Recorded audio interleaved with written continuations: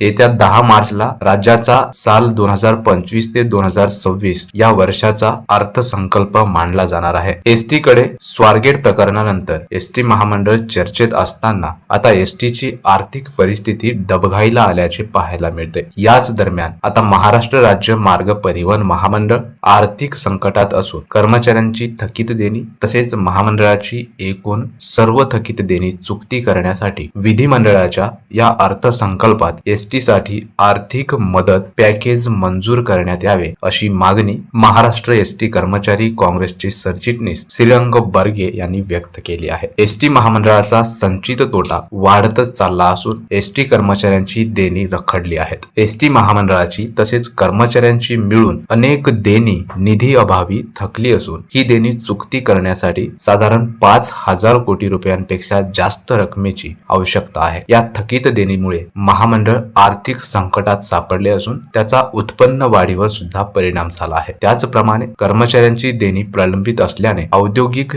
अशांतता निर्माण होत आहे। या संकटातून महामंडळाची सुटका करायची असेल तर सरकारकडून अर्थसहाय्य देऊन एसटीला मदत केली पाहिजे असेही बर्गे म्हणाले। एसटी महामंडळाची कोणकोणती थकीत देणी आहेत ते थोडक्यात बघूयात। सरकारकडून न मिळालेली गेल्या वर्षीची तुटीची रक्कम 1,000 कोटी रुपये आहे। थकीत महागाई भत्ता रक्कम 120 कोटी रुपये आहे। पीएफ थकीत रक्कम 1,100 कोटी रुपये आहे। उपदान म्हणजेच ग्रॅज्युटी थकीत रक्कम 1,150 कोटी रुपये आहे। एसटी बँक थकीत रक्कम 150 कोटी रुपये आहे। LIC थकीत रक्कम 10 कोटी रुपये आहे। रजा रोखीकरण थकीत रक्कम 60 कोटी रुपये आहे। वैद्यकीय प्रतिपूर्ती थकीत रक्कम 10 कोटी रुपये आहे। डिझेल थकीत रक्कम 100 कोटी रुपये आहे। भांडार देणी थकीत रक्कम 80 कोटी रुपये आहे। पुरवठादार कंपनी थकीत देणी रक्कम 50 कोटी रुपये आहे आणि अपघात सहायता निधी थकीत रक्कम 3 कोटी रुपये आहे। ही सर्व थकीत देणी देण्यासाठी एसटी महामंडळाकरिता अर्थसंकल्पात तरतूद होणे फार म्हणजे फारच गरजेचं आहे, अशा प्रकारची माहिती मीडियाला देताना बर्गे यांनी म्हटले आहे। मंडळी, या बातमीबद्दल तुम्हाला काय वाटते ते कमेंट मध्ये नक्की आम्हाला कळवा। चॅनलवर नवीन असाल तर चॅनलला